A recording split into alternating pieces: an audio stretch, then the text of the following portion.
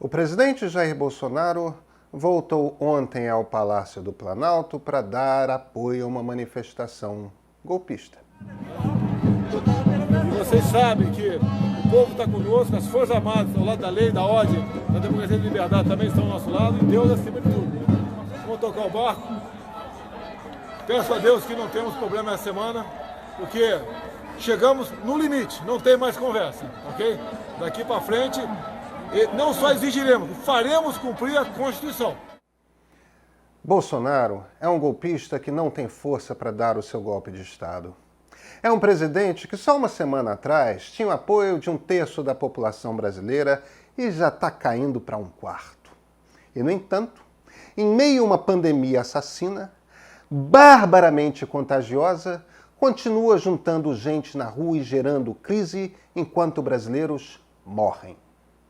Bolsonaro também não é lá muito decidido. Faz esses arroubos, violenta a ordem e no dia seguinte ouve que os generais não dão apoio e finge que nem era nada daquilo. Passa uns dias se fingindo de democrata até que o santo desce de novo.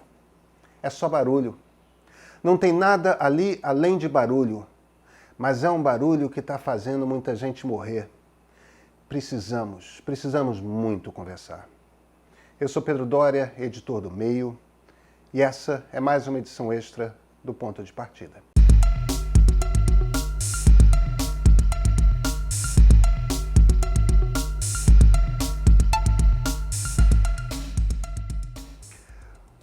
O que quer dizer chegamos ao limite?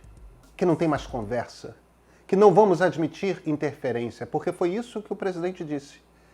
Se o Supremo Tribunal Federal decide, o presidente obedece. Se não obedece, rompe seu juramento de defender a Constituição. Quando o Bolsonaro fala que daqui para frente faremos cumprir a Constituição, isto quer dizer o quê? A Constituição é muito clara. O Supremo determina, qualquer brasileiro, inclusive ele, acata. Mas não é só isso. Bolsonaro diz que tem o apoio das Forças Armadas. Aí, generais da reserva falam que ele está enganado. Generais da ativa saem tuitando para mostrar como que o Exército Brasileiro está, na verdade, atuando na luta contra o novo coronavírus. O ministro da Defesa baixa uma nota que condena o ataque a jornalistas e lembra o óbvio, que as Forças Armadas são uma instituição do Estado, ou seja, do Brasil, não do presidente. Basta? Não. O comandante do Exército, discretamente e até com algum bom humor, chegou ao ponto de recusar a mão em cumprimento do presidente. Ofereceu o cotovelo.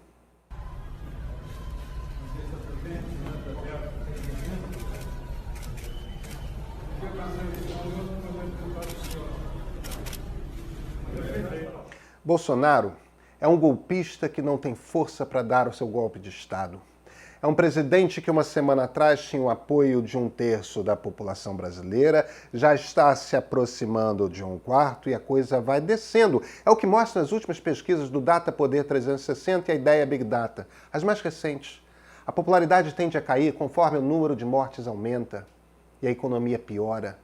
E Bolsonaro está agindo para cerrar as fileiras da militância, manter esse seu núcleo fiel, o mais fiel possível até o fim. E dane-se o mal que causa a democracia. É um golpista frustrado, é um irresponsável, é um homem sem qualquer compromisso com a liberal democracia. Em algum momento, temos de cruzar uma linha no chão. Se esse momento já não passou, certamente agora. Quem ainda está no governo já tem claro que o presidente não tem vergonha de falar em desobedecer o Supremo. Que o presidente fala para uma minoria e diz que só os seus representam o povo brasileiro. Bolsonaro deixa claro que não é um democrata. Quem está no governo dá apoio tácito a este modo de governar um país. É uma escolha. Quem escreve artigos o defendendo fez a mesma escolha. O que vem no futuro vai ser a leitura histórica. Hoje, existe a ilusão de uma névoa que confunde alguns. No futuro, a história verá um presidente fraco que tentou romper a ordem legal, que depois de passar a vida elogiando ditadura e torturadores, quando chegou ao poder, não mudou em nada. Esses não são detalhes. Isso é o que Bolsonaro é. Quem escolheu o lado bolsonarista e continua lá, escolheu o lado que não tem compromisso com a democracia. Escolheu o lado iliberal. A linha está no chão.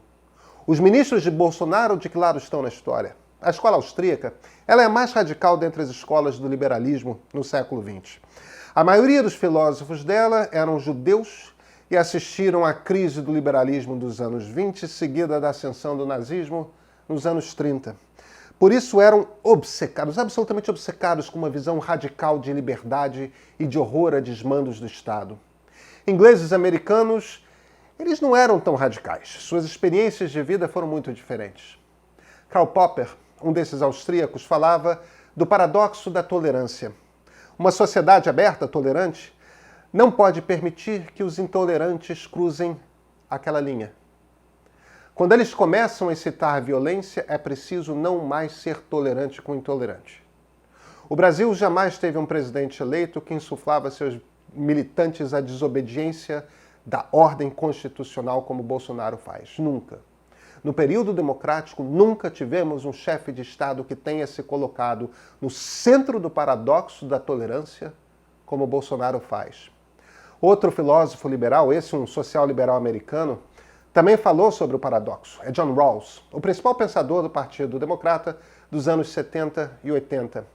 Ele também considerava que havia um limite.